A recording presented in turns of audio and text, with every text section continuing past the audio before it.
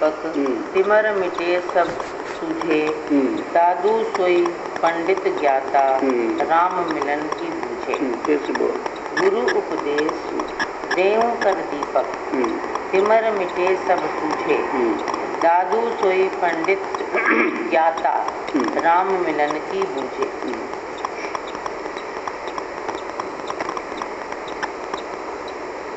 जो मुझको दीपक दिखाता है वो मेरा गुरु, क्योंकि मैं अंधेरे में टकरा था।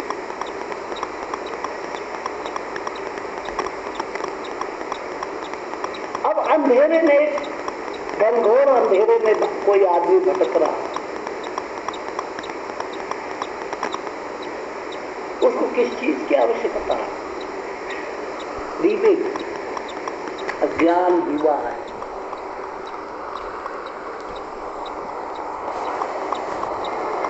कहता मैं उसको ही गुरु मानता हूं जो अनेक प्रकार के वहमों के अंधेरे में भटकने वाले को तो ज्ञान का दीप दिखाता है, ताकि वो भटके ना, इधर उधर टकराए ना। ऐसा दीवा मुझको दे दो, ज्ञान का दीवा। और सारे संसार में सारी साधनाओं का सार अगर रूपांतर हो करके अगर ज्ञान में नहीं गया, सारी साधना बेकार। नतीजा क्या निकलना चाहिए? सारी साधना करते करते योग करो, भक्ति करो, कर्म करो, ज्ञान करो, हवन करो, पूजा करो, सत्संग कथा करो, सब कुछ, अगर उनका सबका सार आपको ब्रह्म ज्ञान हो गया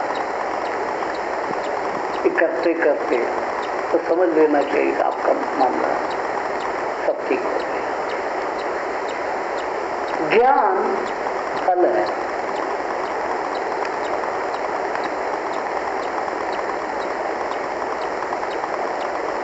इतने मेहनत कर करके हल चलाए, जमीन तोड़ी, खाद डाली, पानी पिलाया, सब कुछ किया,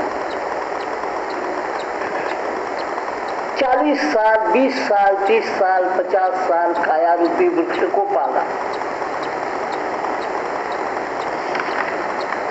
किसी वृक्ष को क्यों आदमी रखता है कि उसको कोई भी फल आ जाए? अब दादू जैसा संत कहता, पंडित जी मेरा वृक्ष 80-90 साल का हो गया, अब फल कोई नहीं आया। फिर ऐसा वृक्ष तो ईंधन के सिवा किस काम में है? फूकने के काम में आएगा। तो तकरीबन लोगों की काया रूपी वृक्ष को फूकने के काम में आते हैं, क्योंकि फल नहीं लगा।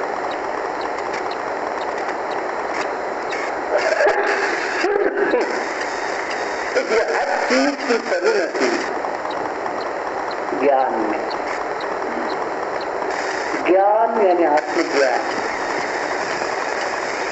आत्मज्ञान जिसमें उपलब्ध हो गया है, उसके काया रूपी बेदी को फल लग गया, और वो फल उसमें परमात्मा का समर्पण कर। एक किसी आदमी ने खेती की, क्योंकि समर्पण के लिए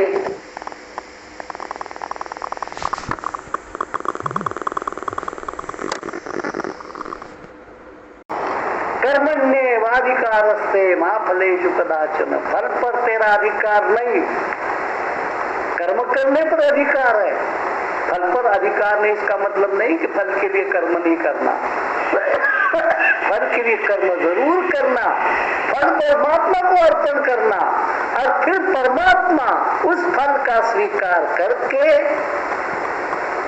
आपको प्रसाद के रूप में जो देगा वो आप में लेगा।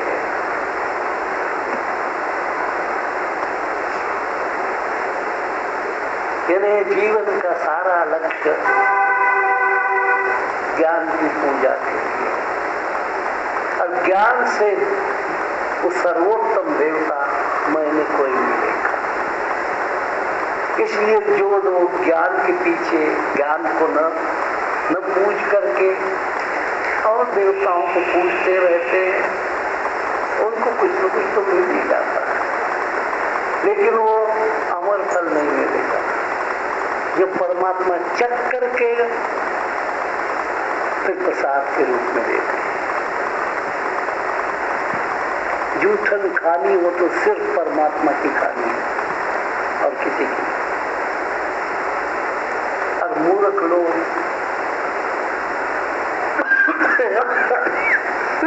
साधु महात्माओं की जूठन खाते रहते हैं।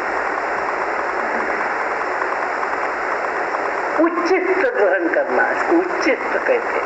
उच्च इष्ट संस्कृत का शब्द है जूठन के लिए, उसका ये बिगड़ा हुआ रूप है जूठन। उच्चिष्ट, ऊंचे से ऊंचे ने चख करके देखा कि फल बिल्कुल ठीक है,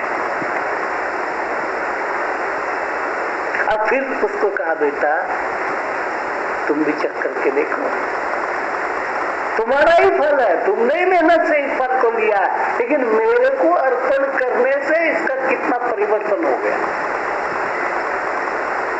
अब इसका स्वाद कुछ और ही बन गया। और तुम चख सकते थे, खा सकते थे, लेकिन उसमें वो स्वाद नहीं आता जो मैंने चखा है, उसमें स्वाद ज्यादा होगा। तो कैसे हो गया? साधारण देहाती लोग क्या कहते हैं, आमतौर पर देहात के लोग के जो अमृत तोते ने चखा होगा तो जरूर मीठा होगा। अबे परमात्मा रूपी तोता आपके जीवन का ज्ञान रूपी फल चख लेता है और आप देखते हो कि तोते ने खाया है, ये जरूर मीठा होना चाहिए। सैकड़ों फल होते हैं, तोता उसी फल पर जाएगा जो फल ऐन परिपक्व दशा में आया होगा, उसको चोंच मारे। अरे तुम्हारे पास इतनी भी अक्ल नहीं जितनी तोते जितनी। तुमको मालूम ही नहीं कि परिपूर्ण फल कौन सा है। कच्चे का फल खाते पीते हो, कहते पेट में दर्द हो गया, फलाना हो गया, रोग हो गया, मोह नहीं मिलता, काम नहीं मिलता, क्रोध नहीं मिलता, लोभ नहीं मिलता, फलन नहीं मिलता, फलन नहीं मिलता, फल ही खाए कच्चे, फिर कैसे मिलेगा? इसलिए ज्ञान रूपी फल परमात्मा चख करके देखता है कि परिपूर्ण परिपक्व हो गया कि और फिर वो कहता है कि तुम पास हो गए, मैंने चख करके देखा। आप एक टेलीविजन पर का इश्तिहार भी समझ लो। माता जी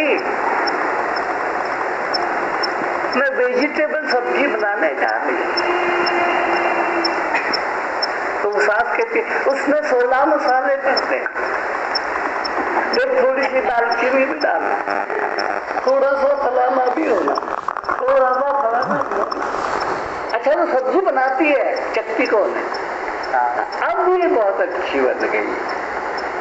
तो जैसे वो सास ने बहू को मार्क दे दिए कि सब्जी बहुत अच्छी बनी है, सबको खिलाओ, कोई बात नहीं है, ऐसे परमात्मा रूपी सास बहू की बनाई हुई ज्ञान की सब्जी चख करके देखते हैं कि सारे मसाले ठीक है। अब उषा महाजन को खिला दो कोई बात नहीं, पुल्ला को खिला दो कोई बात नहीं, इनका कल्याण हो जाएगा। अब आपने टेलीविजन तो देखती हो, लेकिन उसका आध्यात्मिक अर्थ निकालती हो कहीं? मैं टेलीविजन के कितनी बातें कह करके आपको देखता हूँ, आप करके देख लेती हो। क्यों? ज्ञान पर आप भी देखते हो और मैं भी देखता हूँ टेलीविजन के इश्तिहार, मैं उसमें से तत्व ज्ञान निकालता हूँ। और आप जो जिस कोई तत्व ही नहीं निकालते उसमें से, तो जब आपको टेलीविजन के इश्तिहार से तत्व नहीं मिलेगा तो संसार से परमात्मा रूपी तत्व कैसे मिलेगा? अब तत्व ज्ञानी को तो सब जगह से तत्व मिलता है। अब ये तत्व की खोज, ये प्रकाश की खोज, यही जीवन का लक्ष्य। उषा, हमने सोचा तू भूल गई,